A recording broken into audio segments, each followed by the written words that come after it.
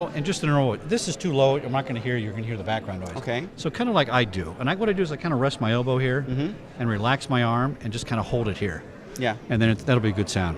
So turn it a little more like a little more like that. Yeah, that's better. To direct it. Yeah, that's good. Yeah. Got it. All right, let's watch our frame here. Come back this way a little bit, Therese. Turn. Pivot. Where? No, you're good. You're going to come to us. You're out of frame a little bit. Let's all come back a little bit. All right, Dorothy, that look good? All right, so hit stream. You're stream. Oh, we are streaming. Good heavens, we're off. We're on mic. We don't even know we're a hot mic. We're live. Okay, let's go with the recording, Ms. Dorothy. All right, there we go. Now we're live and recording. Welcome to Black Hat 2017. It's Security Guy Radio and SecurityGuyTV.com with a return visitor. It's Itsik Mantin from Imperva.com. Welcome back. Oh, thank you. Now, what is Thank you. Imperva? Great to be here again. Thank you very much. What does Imperva do? Imperva focusing in protecting data system and applications from a variety of cyber threats like data stealing, web application attacks, ransomware, and many other threats. Now, I think you published a paper here at Black Hat, didn't you? Yes. About phishing. Just tell us about that. So we take the opportunity like today to publish a new paper, a new research that was coming from our ADC, our research team. Should I tell about this paper? Oh, absolutely, yeah, absolutely. Okay. So the idea of the research, many people are familiar with the phishing threats. When you get an email that is coming from someone that you don't know, but he tries to pretend that you know him, and he tries to convince you to follow a link and to download something, or maybe to visit some site, and then suddenly you see yourself in Gmail or in the Facebook or in your bank account, and then at that point you are asked to put your username and passwords, and from that point on, once you do that, you are trapped in a phishing trap. And that's been around for a while, that attack style, that Yes. attack vector. Mm-hmm. What is there some piece of your research that's new about that attack? Yes, so there are huge amount of research about what happens until the point where you put your credentials in, and we were interested to see what happens after you put your credentials. Who gets them, where they go, where they're harvested, who's paying for them, that kind of information? Exactly. We want to see, once you put your credentials, when do attackers come? Do they come immediately? Do they always come to your account? And once they get into your account, what are they doing there? And an interesting fact that I learned is that those credentials are sold multiple times over on the black market. Yes, Oh, exactly. that's interesting. Multiple times. Multiple Huh. times. Yes, it is. There is a great market for this.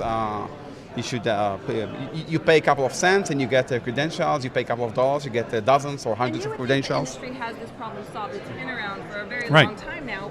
What is your technology doing to help guard against this? So our technology, we have our WAF, our application security products, are tracking phishing attempts, and they alert on them.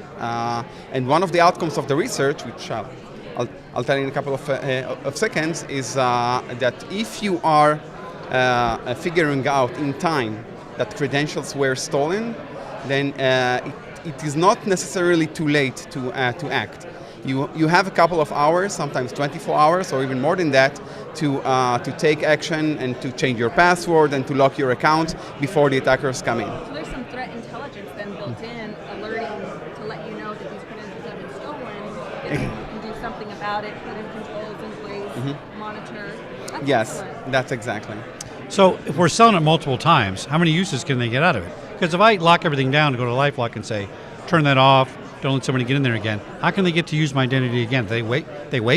Is there a period of wait time before they resell it and reuse it?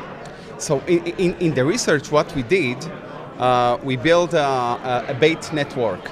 We put a bait net of, we generated a lot of accounts to sites that we know that are very, very popular victims for identity theft, for phishing. And then we took the credentials, the usernames and passwords of these accounts, and we leaked them to phishing campaigns. So the attacker is expecting to see innocent victims coming in, but we got in and we gave our credentials, and within the accounts we installed a lot of baits. We wanted to track what the attackers are doing inside the accounts.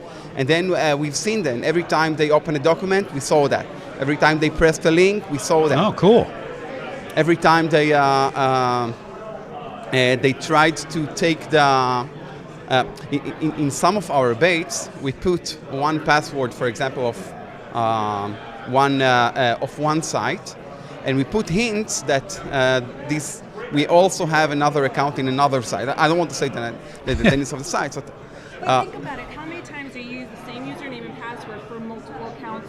Gmail, your bank. I actually don't, and I have a Yes, giant nobody list of 100 Yeah. passwords, but it's a pain. A lot of people do. I know. You have to. There. Yeah. Well, you know what I do? I create what's the word? I use letters and I spell words. Yeah. To make it complex. Yeah, Eminem, Megan and Max, my kids, right? I use things like that. Well, no, that's an old one. Don't pay attention to that. I was just Yeah. kidding. It's like that person who said that he's using his dog's name for the Yeah.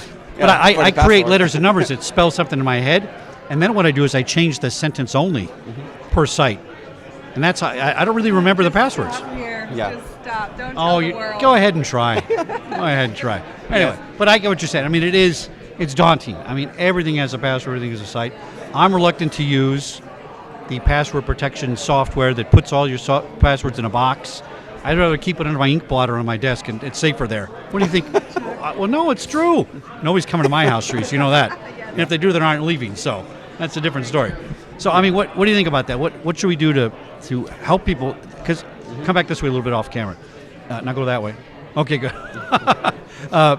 I'm concerned about this problem, right? And I just got one the other day where somebody was pretending to be somebody else. It looked really good. That was a friend of mine, but I know my friend was not in Greece. He can't afford to go to Greece. Yeah. It was a dead giveaway, right? Oh, my God. But sure looked real, I got to say. But my grandmother probably would have said, oh, it must be real. Let's send that poor guy some money. So, I mean, how do we guard against this? I mean, it's almost impossible. So in part of the accounts that we of the bait accounts that we used, we found suddenly in the sent items folder, we found a lot of mails going from this sender, from the account that was actually infected, was hijacked by the attacker.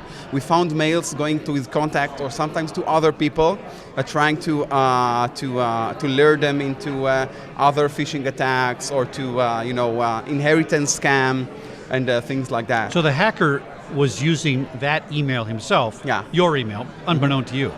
Yes. Oh, interesting. Exactly. But they knew it because it was. Well, they know it. Yeah. Okay. Yeah. That's kind of like the old Melissa virus. Used to take your emails and send them out and that kind of stuff. Interesting. Yeah. So they take now.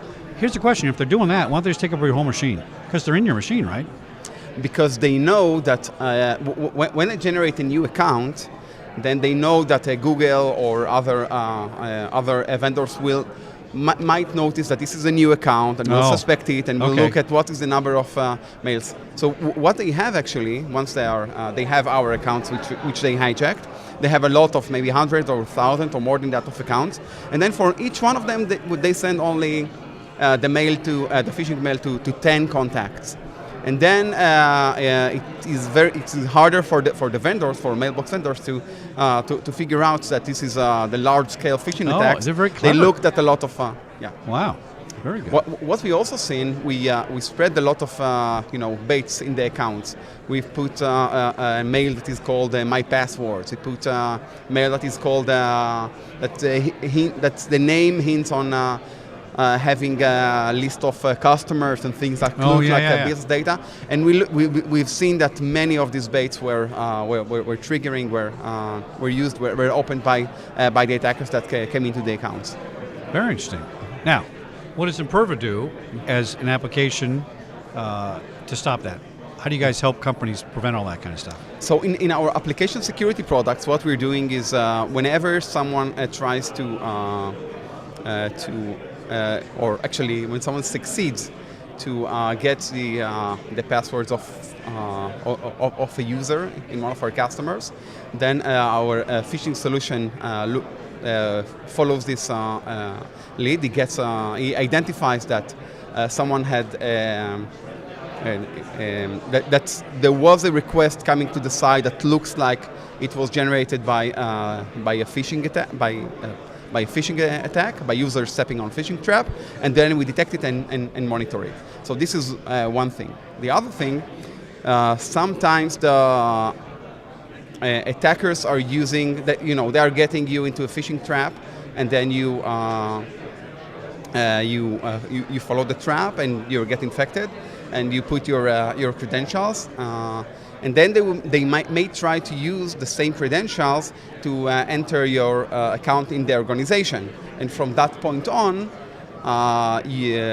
the attacker gets into the organization, into the enterprise network, and he can try from that point to go in and start looking for data and steal data from the organization. As the victim, this is it's exactly impersonating what we're them. doing. Yeah, impersonating them. Interesting. What keeps you up at night? What do you worry about? Wow, so many things. Yes. I had one guy last year that said he worries about nothing.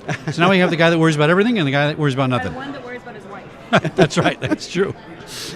I think what we're seeing in the last couple of years, there is a very good understanding of the industry that cyber threats are acute and important and needs to be addressed. What we're seeing in the last years that many organizations, large organizations, they deploy a lot of solutions from many vendors, and making all these solutions talk with each other, coordinate with each other, and investing in the maintenance of this product. It is very chaotic. It is becoming very hard for the organization. They have the security technologies, they have security protection technologies, but it's very hard to maintain them.